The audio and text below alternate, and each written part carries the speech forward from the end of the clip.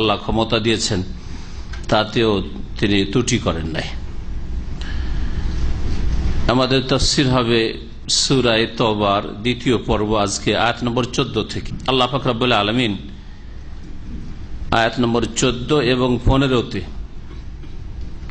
ইসলামে সশস্ত্র জেহাদের উপকারিতা, এর মাধ্যমে মুসলিম উম্মতের লাভ কি হবে, 6টি উপকারিতা বর্ণনা করেছেন। মহান আল্লাহ ইরশাদ করেছেন, কাতিলুহুম, এই কাফের মুশরিকদের বিরুদ্ধে তোমরা সশস্ত্র লড়াই করো।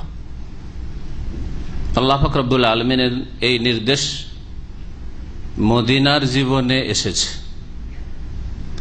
তার আগে যখন মক্কাতুল মুকাররমায় রাসূলুল্লাহ সাল্লাল্লাহু আলাইহি সাল্লাম ছিলেন, তখন কাফেরের বিরুদ্ধে কোন রকমের অস্ত্র ধারণ করা কঠোরভাবে নিষেধ ছিল। সশস্ত্র জিহাদ কয়েক স্তরে আল্লাহ পাক নাজিল করেছেন। প্রথম স্তরে নিষিদ্ধ ছিল, আলাম তারা ইলাল্লাযীনা ক্বিলা লাহুম কুফু আইদিয়াকুম ওয়া আকিমুস সালাহ। তুমি কি দেখো না ওই সব লোকের দিকে যাদেরকে বলা হয়েছিল কুফু আইদিয়াকুম, তোমরা নিজের হাতকে গুটিয়ে রাখো, হাতকে সংকুচিত রাখো, বিরত রাখো, হাত বাড়ায়ও না কোন জালেমের দিকে, যদিও জুলম অত্যাচার করে, খুন করে, এমন কোন জুলম নেই যে জুলম কাফেররা করেনি মক্কায় নবী করিম সাল্লাল্লাহু আলাইহি ওয়াসাল্লাম এবং সাহাবা কিরামদের উপর। সুমাইয়াকে শহীদ করেছে আবু জাহল লাআনাহুল্লাহ, কিন্তু কোন রকমের অস্ত্র ধারণ নবী সাল্লাল্লাহু আলাইহি ওয়াসাল্লাম তো দূরের কথা, প্রতিবাদ কেন এই কাজ করলে? আল্লাহ বলছে কুফু আইদিয়াকুম, নিষেধ ছিল। ওয়া আকিমুস সালাহ, তোমরা এখন শুধু সালাত আদায় করো, নামাজ আদায় করো, কিন্তু বল প্রয়োগ করা না, ওই ক্ষমতা তোমাদের হয়নি। সশস্ত্র লড়াইয়ের জন্য যেসব শর্তাবলী রয়েছে সেসব শর্ত এখনো পুরা করতে পারো নেই তোমরা। সুতরাং আমার পক্ষ থেকে অস্ত্র ধারণ করা, বল প্রয়োগ করা নিষেধ। কুফু আইদিয়াকুম, মক্কায় নিষেধ ছিল। যদি অনুমতি থাকতো, আদেশ নাই, শুধু অনুমতি, অসুবিধা নেই, তাহলে সাহাবারা কখনো পিছপা হইতেন না, যাওয়া হবে। কিন্তু আল্লাহ কেন অনুমতি দেননি সেই সময়, এটা গভীরভাবে একটু চিন্তা করা উচিত প্রত্যেক মুসলিমকে, বিশেষ করে আজকাল যুবক সমাজকে, যাদের রক্ত গরম, আবেগে মুসলিম জাতির জুলম অত্যাচার হচ্ছে, আর শর্ত দেখা দেখি নাই। সশস্ত্র জেহাদের জন্য যে শর্তগুলি রয়েছে কিছু দেখা দেখি নাই, মনে করে যে কোন একটা কিছু এরকম করে দিলে হয়তো ইসলামের খেদমত করলাম, কিছুই করলো না, ইসলামের বড়ই ক্ষতি করছে এরা। এই জন্য এই বিষয়টি বুঝার আগে জিহাদ ফি সাবিলিল্লাহর যে সব শরুত রয়েছে, শর্তাবলী রয়েছে, দাওয়াবেত যেগুলি নীতিমালা রয়েছে, সেগুলি অবশ্যই জানতে হবে। এই মর্মে আল্লামা শেখ সালেহুল ফওজান হাফেজাহুল্লাহর একটি সুন্দর বক্তব্য আছে, যেটা পুস্তিকার আকারেও এসছে, এবং ওনার বড় বড় যেগুলো পুস্তক আছে তাতেও এই চ্যাপ্টারটি আছে, আল জিহাদ ফি সাবিলিল্লাহ শুরুতুহু ওয়া দাওয়াবিতুহু। আল্লাহর রাস্তায় জিহাদ, তার শর্তাবলী এবং তার নিয়ম নীতিমালা। সেসব নিয়ম নীতিমালার একটি হচ্ছে সহিহ বুখারী হাদিস, ইন্নামাল ইমামু জুন্নাহ, শাসক হচ্ছে দেশের জন্না, ঢাল স্বরূপ, বর্ম স্বরূপ। বর্ম আপনার সুরক্ষার ব্যবস্থা করে, ঢাল ধরে থাকেন হাত। ইউকাতালু মিন ওয়ারাইহি, সুতরাং তার পেছনে হয়ে অস্ত্র ধারণ করা হবে, সশস্ত্র লড়াই হবে। ওয়ারাইহি, শাসকের পেছনে, শাসকের আগে বেড়ে না, শাসককে উপেক্ষা করে নাই, যা তোরা, তোদেরকে জানতেও দেবো না, তোদেরকে মানিও না, বরং তাদের উপর কুফরি ঢালাহারে ফতুয়া দিয়ে সব সব সব কাফের সব দালাল, এগুলো সব যা সব সব জাহান্নামী ইত্যাদি মুরতাদ, এইসব ফতুয়া দিয়ে নিজে বেরিয়ে পড়ল। এটা হচ্ছে একটা মারাত্মক ক্ষতিকর রাস্তা মুসলিম যুবকদের জন্য। এই গুমরাহি থেকে বর্তমান যুগে মুসলিম যুবকদেরকে বাঁচানো অত্যন্ত জরুরি। আল্লাহ ভীরু হওয়া, ধার্মিক হওয়া মানে এইরকম সন্ত্রাসী হওয়া নয়, জঙ্গি হওয়া নয়, ফাসাদ সৃষ্টি করা নয়, বিশৃঙ্খলা সৃষ্টি করা নয়। আর আরেক গুমরাহি থেকে বাঁচাইতে হবে, যেই গুমরাহিতে অধিকাংশ যুবক যুবতীরা নিমজ্জিত রয়েছে, সেটা হচ্ছে বেদিনী বিধর্মিতার গুমরাহি, বেনামাজি, আল্লাহ পরকাল সম্পর্কে কোনো জ্ঞান নেই, না এলম না আমল, কিছুই নেই। দিন শিখার কোন গজ না বাপ মায়ের আছে, না ছেলে মেয়েদের আছে, না স্কুল কলেজ ইউনিভার্সিটির ছেলে মেয়েদের আছে, না তাদের কর্মকর্তাদের আছে, যারা শিক্ষা সিলেবাস যারা তৈরি করছে, না তাদের কোন এই সম্পর্কে জ্ঞান আছে, না কোন গুরুত্ব আছে। বেপরোয়া আল্লাহর দিন থেকে। এই একটি বড় গুমরাহি, যেই গুমরাহিতে অধিকাংশ মুসলিম আজকে ডুবে রয়েছে, যার ফলে এরা জাহান্নামের ইন্ধন হতে যাচ্ছে। কর্মজগৎ থেকে বিদায় নিলেই, আখেরাতে পাড়ি দিলেই, মওতের সম্মুখীন হলেই এদের জন্য জাহান্নাম অপেক্ষায় রয়েছে। যেমন যারা শর্ত ছাড়া, যা ফরজ হয়নি তা নিজের ফরজ করে নিয়ে জঙ্গি সেজেছে, খারেজি সেজেছে, ইসলামের ক্ষতি করছে, তারাও জাহান্নামের রাস্তায়, এতে কোনো সন্দেহ নেই। এই জন্য সূরা তওবা আর সূরা আনফালের তাফসীর যখন হবে, তখন এই কথাগুলি সবসময় মনে রাখতে হবে। আল্লাহ পাক রব্বুল আলামিন মুসলিম জাতির জন্য দোয়া করেন, তাদেরকে আল্লাহ শর্ত পুরা করার তৌফিক দান করেন। মক্কা থেকে মদিনা হিজরতের পরে প্রথম যে জেহাদ হয়েছে, যাতে নবী করিম সাল্লাল্লাহু আলাইহি ওয়াসাল্লাম নিজে শরীক হয়েছেন এবং অস্ত্র ধারণ করা হয়েছে কাফেরের বিরুদ্ধে, সেই জেহাদের নাম কি? বদর।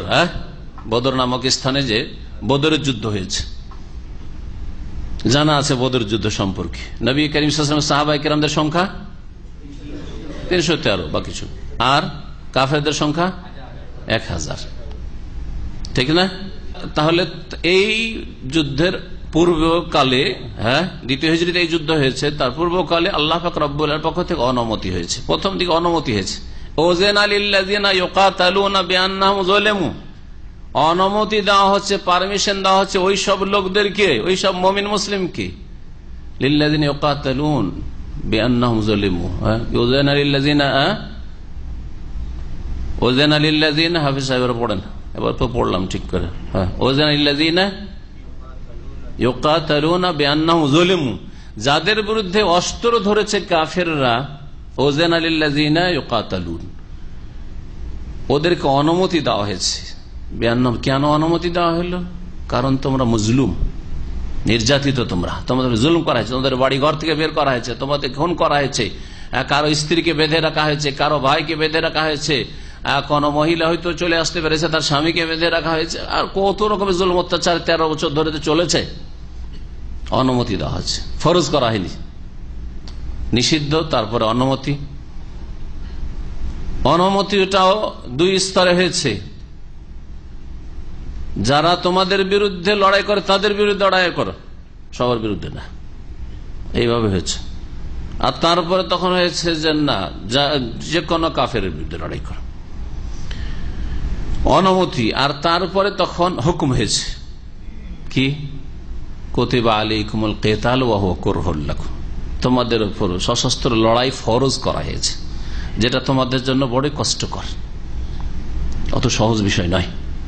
জানের ঝুঁকি নেওয়াটা, স্ত্রী বিধবা হবে, ছেলে মেয়েরা ইয়তীম হবে, অত সহজ নয়। আল্লাহ রাব্বুল আলামিন এখানে ওই জিহাদের উপকারিতার কথা বলছেন, যখন শর্তগুলি পুরা হবে। আচ্ছা, শর্ত পুরা হয়েছে কি না হয়েছে সিদ্ধান্ত আপনারা নেবেন এখানে মিটিং করে বা যে কোনো জায়গায় বসে, না এটা কে নেবে? সরকার নেবে। সরকার পুরো তো ইসলাম বুঝে না, তাহলে আলেম ওলামা সিদ্ধান্ত নেবে, দেশের বড় বড় ওলামারা সিদ্ধান্ত নিয়ে, তারাই যদি সিদ্ধান্ত পাশ হয় তারাই বেরিয়ে পড়বে, তখন মিছিল করে ইনকলাব জিন্দাবাদ এখন করতে হবে, নাকি? সরকারের উপদেষ্টা হবে ওলামারা, আর সরকারের জন্য আবশ্যক ফরজ যে ওলামাইকে, ভালো ভালো ওলামাদেরকে নিজের উপদেষ্টা হিসাবে রাখা। এটা হচ্ছে ইসলামিক রাষ্ট্র। আলেমরা বেরোবে না, সরকার বেরোবে, ওলামারা সিদ্ধান্ত দেবে যে কোরআন এবং হাদিস বলছে যে এখন শর্ত পুরা হয়ে গেছে, এখন ফরজ হয়ে গেছে, শর্তগুলি পুরা হয়েছে মানে ফরজ হয়েছে। যেমন আপনার রোজার দিন এসছে, রোজা আমার ফরজ কিনা? আমার এই ছেলেটা এখন বয়স 14 থেকে 15, হ্যাঁ স্বপ্নদোষ হয়ে গেছে, ফরজ না ফরজ নাই? ফরজ। অসুস্থ, স্বপ্নদোষ হয়েছে স্বাভাবিক হয়েছে, কিন্তু অসুস্থ, ফরজ না ফরজ নাই? হ্যাঁ ফরজ না ফরজ না? আচ্ছা, তো জানতে হবে না হবে না? যখন আপনি ছেলের বাপ হয়েছেন তো জানতে হবে। ছেলে সফর করছে, ফরজ না ফরজ নাই? এই রোজা রেখেছো, খবর নেবেন নাকি টেলিফোনে? সফরে ফরজ নাই। আচ্ছা, ছেলের পড়াশোনা খুব বেশি, রাত দিন পড়াশোনা করতে হয়, আর স্কুল অনেক দূরে, 10 কিলোমিটার হেঁটে যেতে হয়, হেঁটে আসতে হয়, কষ্ট। শর্ত পুরা হয়েছে না নাই? রোজা রাখতে হবে কি হবে না? অনেক কষ্ট রোজা রাখা। কি করে রোজা রাখবে ছেলেটা? 5 কিলোমিটার 10 কিলোমিটার হেঁটে যায় বা সাইকেল চালিয়ে যায়, আবার আসে রোজা মুখে, কি করে? পরীক্ষার দিন এত মেহনত করতে হয়। শর্ত পুরা হয়েছে না হয় নাই? দেখছেন কেমন বাপ আপনারা, মানে চুপ, রোজা রাখতে নিষেধ করবেন, তাই না? তো বলছেন না কেন? বলেন, পরীক্ষা চলছে আপনাদের। তাহলে আপনি নিজের ব্যক্তিগত জীবনে আপনার ছেলেটাকে রোজা রাখতে বাধ্য করবেন কি করবেন না, এই মাসলাই জানছেন না। আর 3 অক্ষর পড়ে 18, 20 বছর 22 বছর বয়স, আর জেহাদে বেরিয়েছেন, ফতোয়াবাজি করছেন ফেসবুকে বা বিভিন্ন প্রচার মাধ্যমে, অথবা রাস্তাঘাটে মিছিল নিয়ে বেরিয়ে যাচ্ছেন, চলবে না? চলবে না। তাহলে জানতে হবে দিন সম্পর্কে জ্ঞান ফরজ। তো রোজা ফরজ হইল কিনা এই সম্পর্কে হিমশিম খাচ্ছেন। তো জেহাদ এটা তো ব্যক্তি জীবনের বিষয় না, পারিবারিক বিষয়ও না, সামাজিক বিষয় না, এটা রাষ্ট্রনীতি, এটা হচ্ছে সিয়াসা শারঈয়া, হ্যাঁ, ইসলামিক রাজনীতি। সুতরাং এই ক্ষেত্রে আপনাকে কোরআন এবং হাদিস থেকে জানতে হবে। সিয়াসা শরিয়া সম্পর্কে ভালো ভালো আলেম ও জ্ঞান রাখেন। তাহলে কেমন আলেমদেরকে আপনাকে আলেম মনে করতে হবে, এবং সেসব আলেমদের থেকে সাহায্য নেবেন মুসলিম সরকার, তারপরে সিদ্ধান্ত হবে। কাতিলুহুম, ফিরে আসি আমাদের আসল বিষয়ের দিকে। তাদের বিরুদ্ধে তোমরা অস্ত্র ধারণ করো, যুদ্ধ করো। কেন অস্ত্র ধারণ করবেন? ইউআযিবুহুমুল্লাহু বিআইদিকুম, একটি উপকারিতা, একটি লাভ, আল্লাহ পাক তোমাদের হাত দ্বারা, তোমাদের মাধ্যমে তাদেরকে শাস্তি দিতে চান। জিহাদ ফি সাবিলিল্লাহর মাধ্যমে জালেমদেরকে, যারা মুসলিমদের জুলুম করেছে, মুসলিম নারীদের ধর্ষণ করেছে, মুসলিমদেরকে খুন করেছে, মুসলিমদেরকে বাড়িঘর থেকে বের করেছে, মক্কা থেকে বের করেছে, ইউআযিবুহুমুল্লাহু বিআইদিকুম, তোমাদের মাধ্যমে আল্লাহ ওদেরকে আযাব দিতে চান। আল্লাহর আযাব কাফেরদের জন্য। ওয়ায়ুখজিহিম, দ্বিতীয় উপকারিতা হচ্ছে আল্লাহ তাদেরকে লাঞ্ছিত, অপদস্থ করতে চান। কাফেরদেরকে, কুফরি শক্তিকে আল্লাহ কি করতে চান? লাঞ্ছিত, অপদস্থ করতে চান। কারণ আল্লাহর দুশমন মান ইজ্জত পাওয়ার হক রাখে না। ওয়ায়ুখজিহিম, 3 নম্বর শর্ত হচ্ছে ওয়ায়ানসুর, 3 নম্বর উপকারিতা হচ্ছে ওয়ায়ানসুরকুম আলাইহিম, এবং তোমাদেরকে আল্লাহ এই সশস্ত্র লড়াইয়ের মাধ্যমে তাদের উপর বিজয়ী করবেন, বিজয় দান করবেন, সাহায্য করবেন। সাহায্য তাহলে এমনি নেমে আসবে না। নবী করিম সাল্লাল্লাহু আলাইহি ওয়াসাল্লাম মসজিদে নববীতে বসে বসে শুধু দোয়ায় কুনুত করেই সবকিছু উড়িয়ে দেবে, এই কাজ করেন না। কিন্তু বদরে গেছেন, রমজান মাসে শুধু রোজা রেখে সবকিছুকে ঠিক করে নেব আর বিপ্লব নিয়ে চলে আসবো, মহাবিপ্লব, সব করেন নাই। রমজান মাসে মক্কা বিজয় গেছেন, ফতে মক্কা, মক্কা বিজয় রমজান মাসে হয়েছে, আর বদর রমজান মাসে হয়েছে, রমজান মাসে হয়েছে। 3টি উপকারিতা। 4 নম্বর ওয়ায়াশফি সুদুরা কওমিন মুমিনিন, এবং মুমিনদের প্রাণকে, মুমিন সম্প্রদায়, কওমিন মুমিনিন, মুমিনদের বা মুমিন সম্প্রদায়ের প্রাণকে, মনকে কি করবেন? ঠান্ডা করবেন। মন ঠান্ডা হবে তাদের মন ভরবে। কেন মন ঠান্ডা হবে? তাদের বড় মনে কষ্ট। এই জন্য কখনো মনে ইচ্ছা রাখবেন যে আল্লাহ যদি সুযোগ দেয় তো জিহাদ ফি সাবিলিল্লাহ শরীক হব। কারণ যদি মনে ইচ্ছা ও সংকল্প না থাকে তাহলে মা তাআলা শোবাতি মিন নিফাক, মুনাফিক হয়ে মরবেন, মুনাফিকের অবস্থায় মরবেন, নিফাকের অবস্থায়। কিন্তু আকাঙ্ক্ষা করা যে যাব, লাফালাফি করছেন, এটা নিষেধ করেছেন নবী করিম সাল্লাল্লাহু আলাইহি ওয়াসাল্লাম। এরকম অনেক হাদিস আছে যারা সাধারণ মানুষ জানে না, যুবক ছেলেরা মনে করে জারি আকাঙ্ক্ষা আগে থেকে না, আবেগী লোকের অবস্থা হচ্ছে খড়ের আগুনের মতো, না কয়লার কাঠের আগুনের মতো, এটা দীর্ঘ সময় যেন থাকে আগুন, এরকম হইতে হবে। আর আবেগী হচ্ছে ওই খড়কুটোর আগুন, পাটের আগুন, এই কিছুক্ষণের জন্য 1 মিনিটের মধ্যে শেষ সব, তারপর আগুনও খুঁজে পাওয়া যায় ওর ভিতরে, না ওইরকম না। মুসলিমদের জুলুম অত্যাচার হচ্ছে, খুব লাফালাফি করছে, কিন্তু ওকে দেখেন গিয়ে ফজরে খবরই নেই, ফজরের বিছানে পড়ে আছে লম্বায়। জি, ইসলামের বিরুদ্ধে কই বলেছে, খুব লাফালাফি করছে, কিন্তু ভাই নামাজ পড়েন, নামাজ না পড়লে কি হবে? নামাজ না পড়লে কি হবে? ইসলাম ভালোবাসি, মাশাআল্লাহ, নামাজ না পড়লে কি হবে? আপনার ইমান ভঙ্গ করছেন, ও ইমান ভঙ্গ করছে, কাফের মুরতাদ। ওয়ালাম্মা ইয়ালামিল্লাহুল্লাযীনা জাহাদু মিনকুম, আল্লাহ পাক রব্বুল আলামিন তোমাদের মধ্য থেকে কে সত্যিকার অর্থে প্রচেষ্টা চালায় তাদেরকে এখনো চিহ্নিত করেননি, প্রকাশ করে দেননি।